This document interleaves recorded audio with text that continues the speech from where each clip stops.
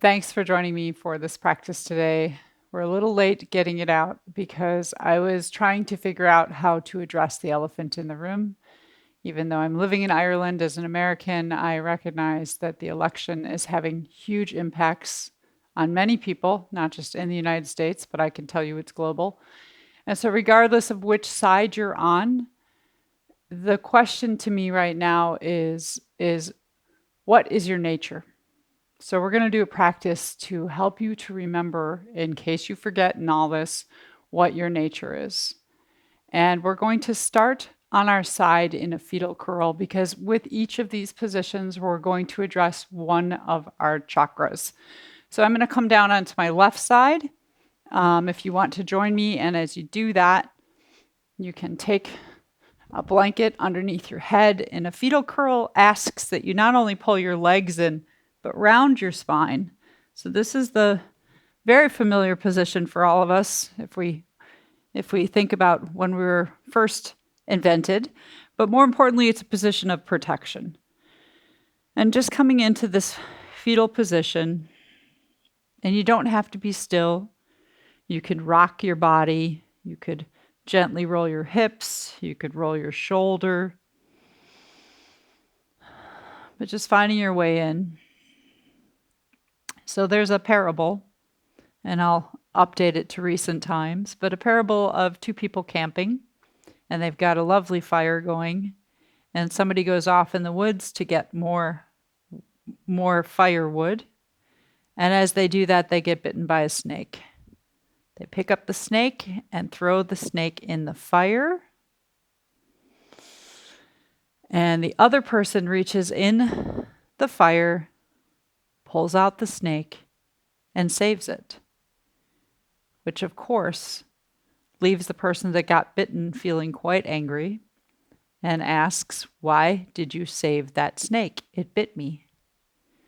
And the reply is, "It's the snake's nature to bite. It's not my nature to kill." So what is your nature? Just take a moment and feel yourself in this position, safe, as we address the Muladhara chakra. You want to feel a sense of safety, and you may even breathe to your belly and your low back, making any movements that feel good or just being still.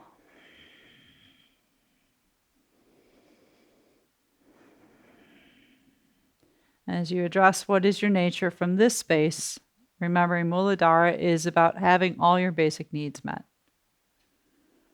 How can we feel that? And you can take a few more belly breaths. And then we'll take some time to switch sides. You can roll onto your back side however you want to do it. But go ahead and come on to a fetal curl on the right side. And take your pillow with you. I've got a dog as my pillow. I'll be reading about dogs later, but recognizing how animals help us to remember our true nature. And coming into fetal curl on second side and just letting yourself feel safe. So our vulnerable front side is completely protected. And feel yourself from the base of the spine if you'd like. Any gentle movements of rocking, or you could roll your hip in circles, move your shoulder, sort of squiggling around here.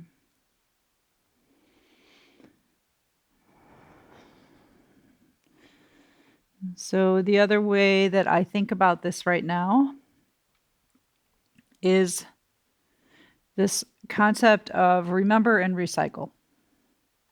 And regardless of which side of the fence you're on, and I'm going to assume I may have lost you if you're not on the grieving side, but regardless of which side of the fence you're on, who were you before the election, and how has it changed you?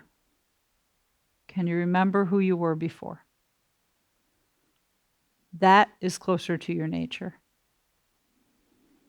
And from this space of safety, just think about that. Who were you before the election?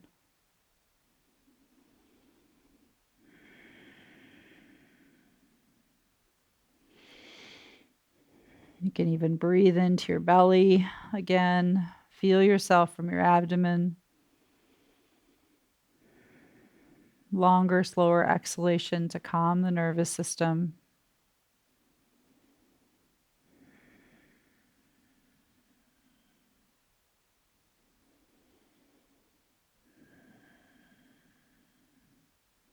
And then the other question with that, as we finish up on this right side in the fetal curl, is we experienced this once before. And what got you through? What is it that helped you to pull through last time? What did you do for yourself? And that's a bigger question of grief. We use this model in any grief. What helped you before?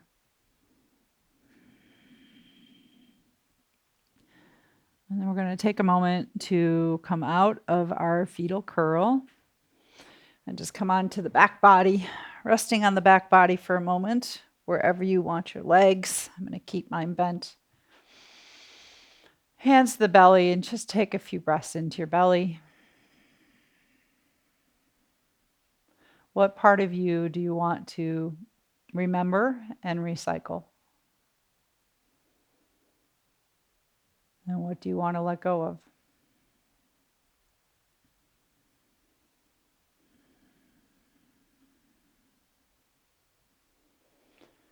So we're going to be switching positions. Before you do, if there's any movement or full body stretch that you want for yourself, feel free to do that. Give yourself whatever you need.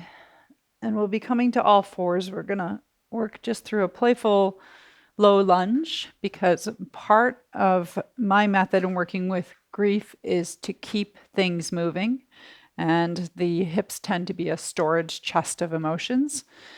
So coming into the lunge, you can come onto your knees and bring just that left foot forward to whatever position feels right for you. So you could have one hand to either foot, both hands to the inside. If you feel like you want bolsters or blocks underneath your hands, please feel free to do that. And notice I have something underneath my back knee too. So just going to explore into the hips with any movements from your pelvis. You can move from your side body. So we enter the Svadhisthana chakra. And this is the space of passion. It is the space of emotion, because passion is both our attraction to the things, the pleasures that we feel we need to have, and also those things that we do everything to try to avoid. That's also passion. So going back to your nature, what are those things that bring you pleasure? And what is it that you avoid or repulses you? We're not hiding from what we feel. And emotion is just one part of grief. It's one component, but it's in this Svadhisthana chakra that we recognize our emotions, whether they're fear-based, anger, disappointment, any of the emotions you can think of. Just let those emotions be in motion.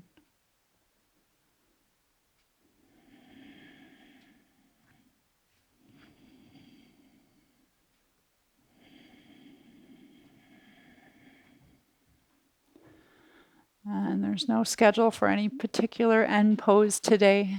It's about letting your tissues speak. As there's a saying in Wisconsin, keep her moving, keep your body moving. And then within this lunge, if you do want to find a place of stillness for a few breaths, you could take your hands to your thigh. I'm going to keep my arms down on the ground, go a little bit deeper into the hip stretch, and just find some stillness. So what I find over the years is yoga is not necessarily a place where I steady myself or find comfort, but it's also a place where I allow emotions to safely express themselves. So in other words, it's not always pleasant, but it's the ability to be present in those emotions, that helps us to come out.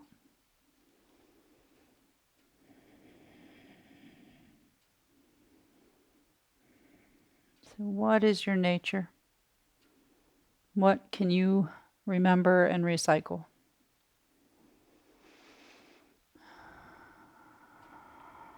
You can breathe right into the navel center, into the back of the sacrum.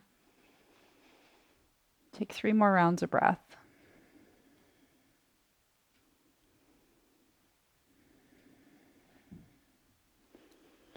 Take your time as you come out. Step that left foot back. We're going to go right into the opposite side. So again, I invite you to make sure you've got something underneath that back left knee. Bring your right foot forward. It can be one hand to either side of the foot if you want more of a groin stretch, hands to the inside. So keep the physical part of this practice a little lower down the rung. You just want to be able to be present in your hips. And think of allowing emotions to express themselves with any intuitive, comfortable movements or stillness.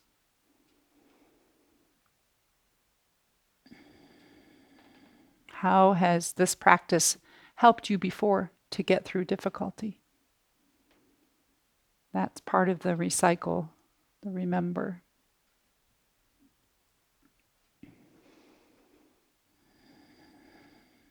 And Svadhisthana is the element of water. So I like to think of moving from this sacral area and just flowing. Remembering that water carries itself through thick and through thin, goes around the rocks, through the banks. It's very powerful. But it keeps moving.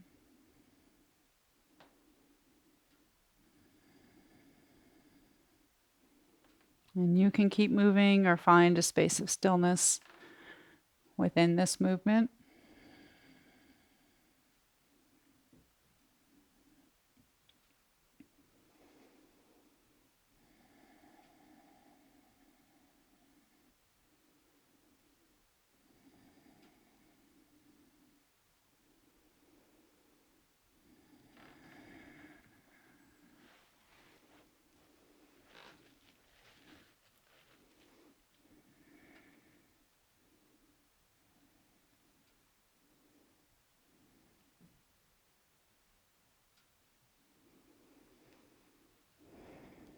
Pause for a moment.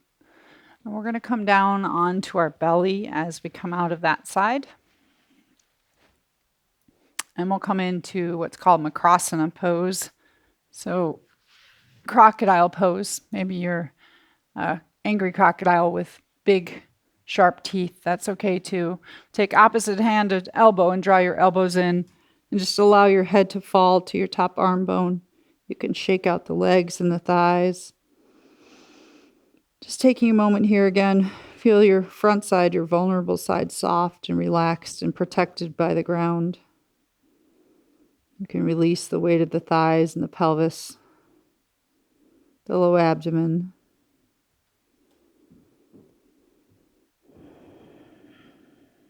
And then from this position, find yourself right in your solar plexus. So this is the Manipura chakra.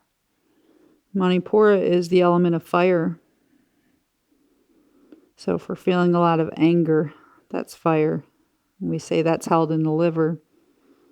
So there's lots of ways to work with that energy. Sometimes we need it. We need to let it burn out. And one of the ways we can help fire to burn is to put a little more wood on there, get the fire bigger and hotter. And that's what we're going to do next. We're going to work in that Manipura chakra and think of that element of fire and heat things up a little bit. So from this position, we'll start just by coming onto the knees and hands in front of the shoulders. And as you exhale, rock forward. And as you rock forward, think of drawing in through the abdomen, the pelvic floor, just stopping when your shoulders are over your wrists. As you inhale, draw back. Fill the belly, round the back. Exhale, rock forward. So watch so you're not dropping your belly. Keep your belly lifted. Inhale back. Exhale, draw in through the navel center, pelvic floor. And then coming back again as you inhale, exhale forward. Just starting to feel that strength. So Manipura is, sometimes we say it's our ego space, but it's about knowing yourself. So this is that space of how did you get through before? What is your power? Connect to that. Part of that power might be recognizing who you are and how you could help with others as well. And then eventually you want to find a little bit more here. So as you rock forward, we'll pause there and then take an inhalation, press through your heels. So we're lengthening out. Exhale, drop down. So inhale, lift the knees, press through the heels. And if you want to do just one side too, you can do that. Exhale, drop down. So it might be one knee at a time. Inhale. Exhale, drop down. So stay strong through your arms too. Your arms are an extension of the heart. Or both. Lifting up, pressing through the heels, reaching through the crown of the head. And exhaling, releasing. And again, we're going to take this option here to stay here. Sometimes the wrists don't like this. So in the hold, if you're choosing to do the hold, what may be a good compromise is to come down onto your elbows, take your fingers into a little bit of a basket, and then lift up one or both knees and find that low forearm plank. And even here, you could be still. You could walk your feet one way or the other, drop your knees down. Play with being in your power center. And now I'm really feeling that fire, building that heat, burning it off. So I find that when I'm angry, I sort of, I don't want to say beat myself up, but I go into definitely more physical practices. Sort of this concept of taking it out on myself, but in a way that has some health benefits. And you keep doing this on your knees too. Take a few more breaths. Feel that fire build. Feel your strength. And exhale. Come back down to the belly. And you can find your crocodile pose once again, opposite hand to elbow. Just let your head rest. Shake out. And see if you can find that strong center. Notice your heartbeat. The rhythm of your heartbeat that you can now feel on the ground. And the heart sits right above Manipura chakra. And I mention that because that's where it all begins and ends. That's where we remember our nature, is by coming into the heart. And letting that part of us flow into Manipura, Svadhisthana, and the Muladhara chakras. And the heart is the quality of air. So just breathing into your heart center.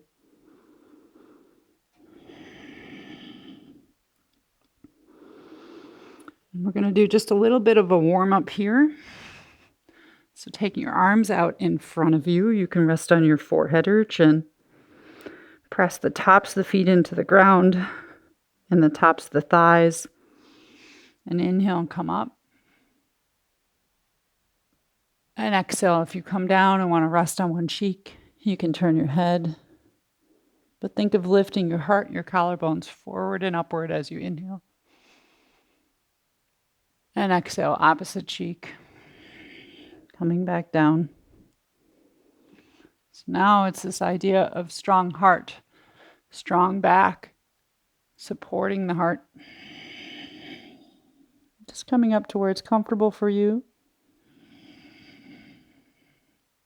Float up and release down.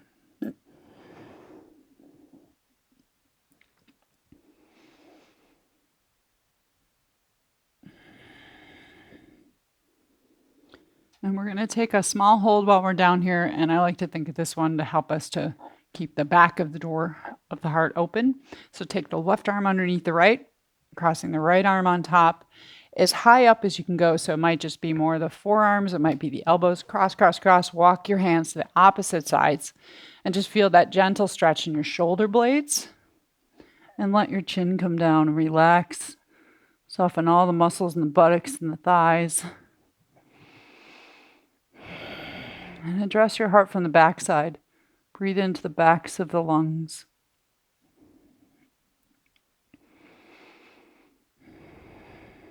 Your head can be heavy.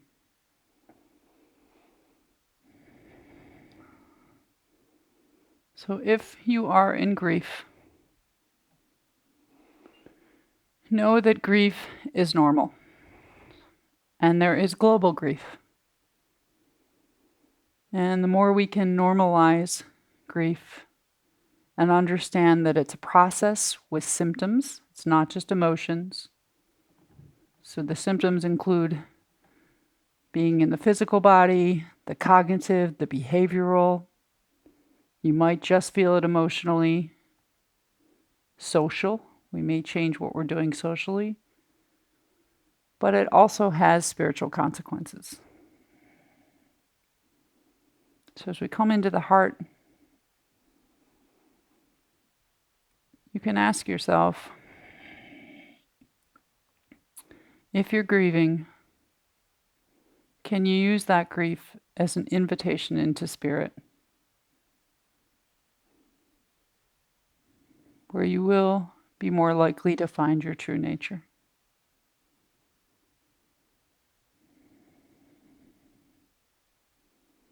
Take a few more breaths into the back of the heart.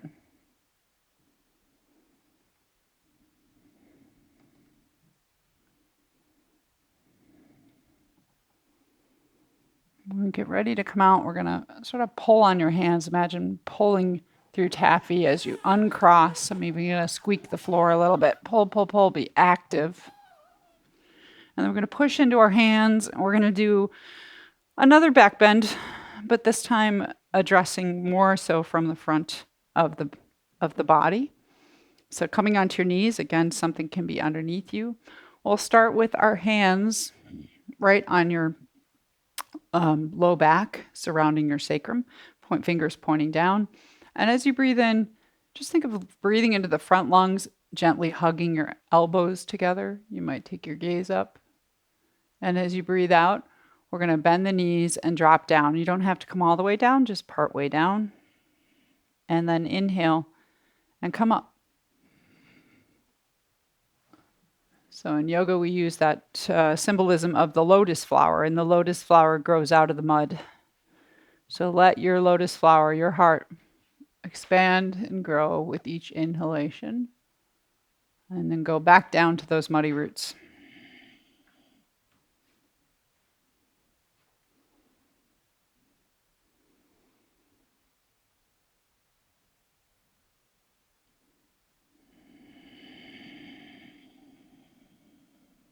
And if you end up coming all the way down to the ground, that's there for you. Use the power of your thighs, to help lift your heart.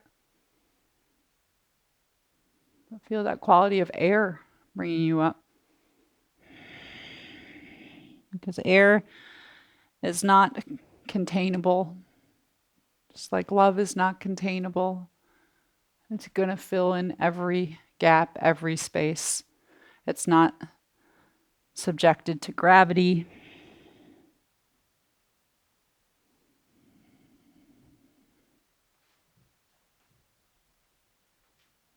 Take one more exhalation. And in this next inhalation, if you want to find a space to hold it, the hands could stay on your back. You might slide your hands further down the thighs.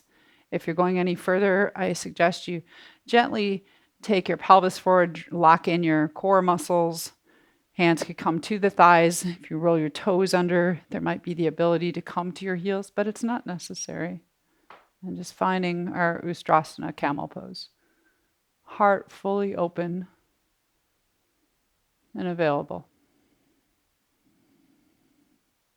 Breathe into the chest and the lungs, all around the heart.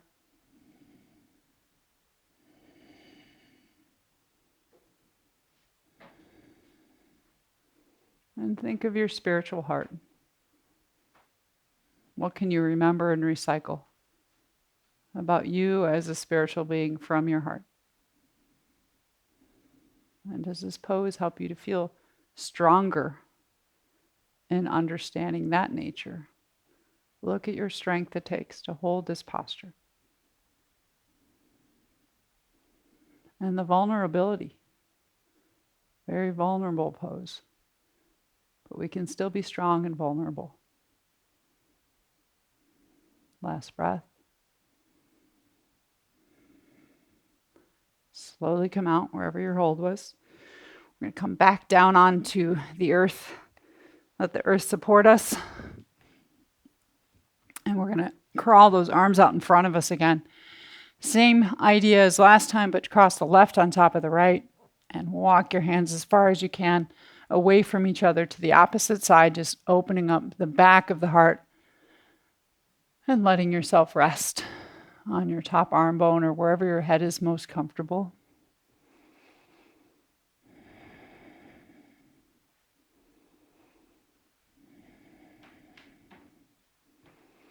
Breathe into the backs of the lungs. Open the back of the heart door.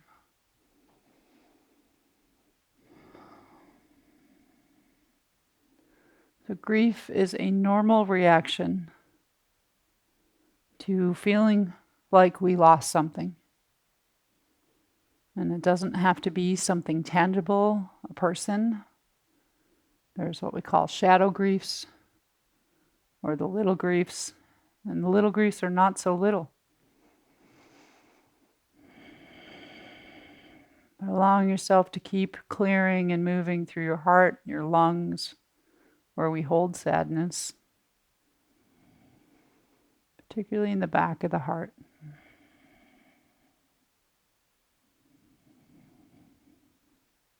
A few more breaths into that space.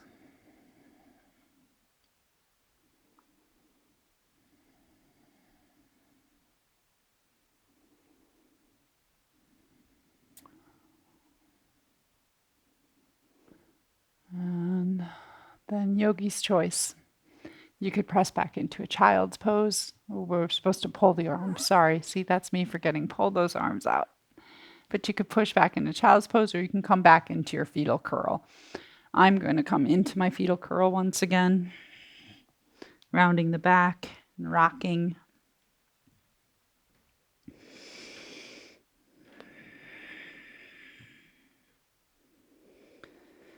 And just being in this space.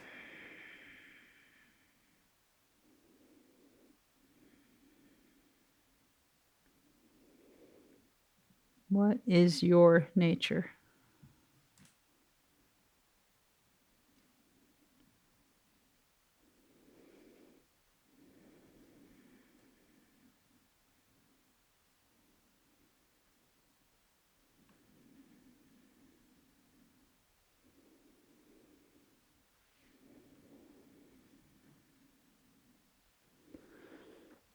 Take your time coming up, and we're coming into our relaxation, our shavasana. And I'm going to invite you to stay present in the heart for this. And you can use bolsters if you have them, or just a blanket. I'm going to show you how I'm going to do my blanket. I'm going to open this up and fold it so that you can have it. This would be a little bit lower, a flatter blanket, but I could also go a little bit higher using this thicker blanket, like so. And we're just going to put it across the mat and have it go right underneath the shoulder blades. So If you're choosing to extend your legs, you might want to consider putting bolsters or another blanket underneath your legs because we're going to be here for about 5 minutes. Or you can just keep your feet on the ground with your knees bent. So when you get there, see if you can have your shoulders or your armpits on top of the blanket. Let your head come back so the throat is open. And maybe placing your hands on your heart. Take any little wiggles or jiggles.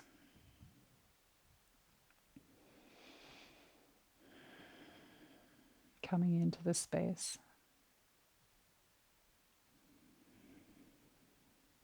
Be in your heart. We're going to do a breathing technique that helps to close off all of our senses, our doors of perception. So instead of the mind running itself, which often does when we feel we're in crisis, we can let our heart speak.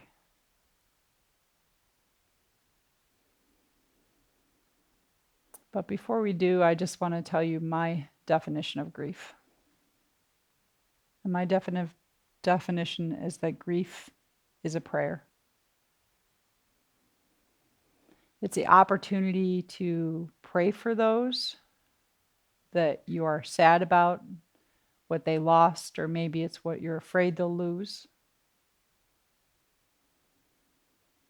But it's also a prayer, and that it can be an invitation for you back to your own spirituality. Unfortunately, it tends to be one or the other, either an exiting from our spiritual self or a deeper entering. So I invite you to consider inviting yourself back into your spiritual space, the space of your true nature. And if you'd like to take what's called Brahmari breath, and we'll just do a partial Shanmukti mudra, is the thumbs will go gently in the ears, just touching the cartilage. And then you can place a couple of fingers over your eyes, your nose, and your mouth. Let your arms relax. And before you plug your ears, we make the sound of the B. So it sounds like taking a breath in through your nose and out your nose.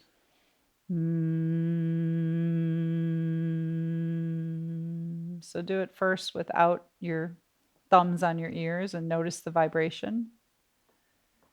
And this is wonderful to help to bring calm to the body. You're actually vibrating your pituitary gland, your pineal gland, but also to shut out all of the doors of perception. So that idea of see no evil, hear no evil, speak no evil. And there's so much of that right now. So when you're ready, I'll ask you to plug those ears and take about 5 rounds of Brahmari breath for yourself, just being in this space of quieting the head, the thoughts, and entering your spiritual heart. And when you're done with Brahmari, just stop, place your hands back on your heart, and continue with your final rest.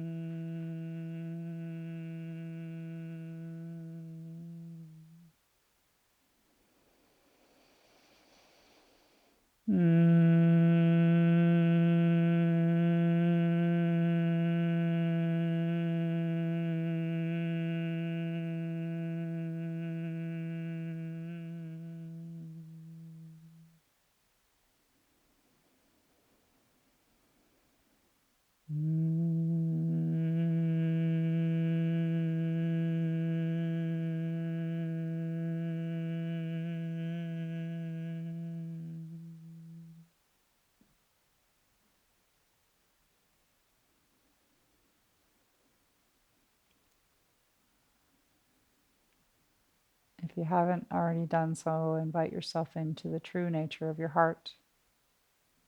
That might just be on the physical level, feeling the beating of your heart.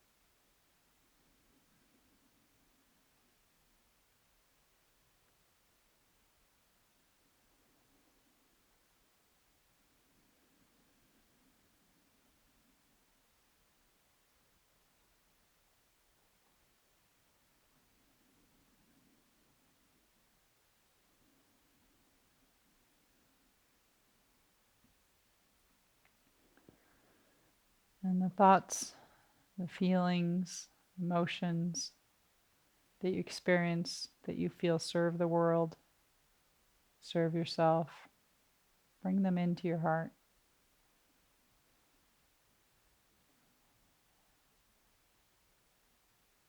And if there's any thoughts, feelings, emotions that are not in line with your true nature, breathe them out. Let them go.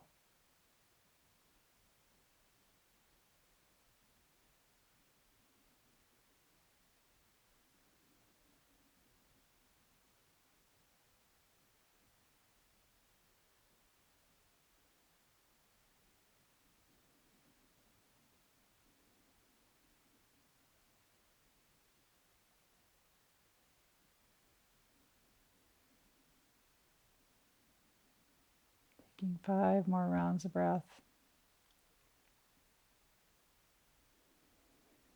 And with each breath, feed yourself, your soul.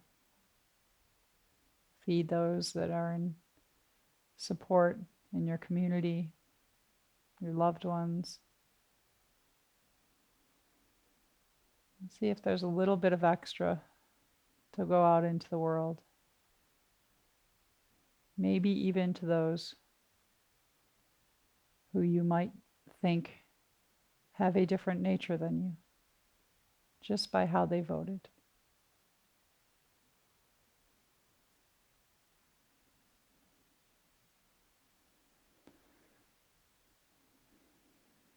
Take your time coming out. One of the things I learned in my years of running a yoga studio in a small conservative town is that how somebody votes is not an indication of their nature. And to be able to separate that from who they voted for is very difficult, but it is not necessarily a representation of their nature. More importantly, remember what your nature is. One of the things that helps me to remember that somebody's vote may not be a representation of their true nature is this lovely book called Guardians of Being. And it has to do with our animal friends, our dogs. And I picked out just one passage that I think for me explains it all. Dogs emanate a goodness that people respond to. One of the joys of walking your dog is that often people come up to you and immediately their hearts open. They're not interested in you, of course. They want to pat your dog. How does that help me? It helps me to remember that some of those people that want to come up and pat my dog, that immediately come into their heart, may not have the same political views as me. Doesn't mean they're bad people.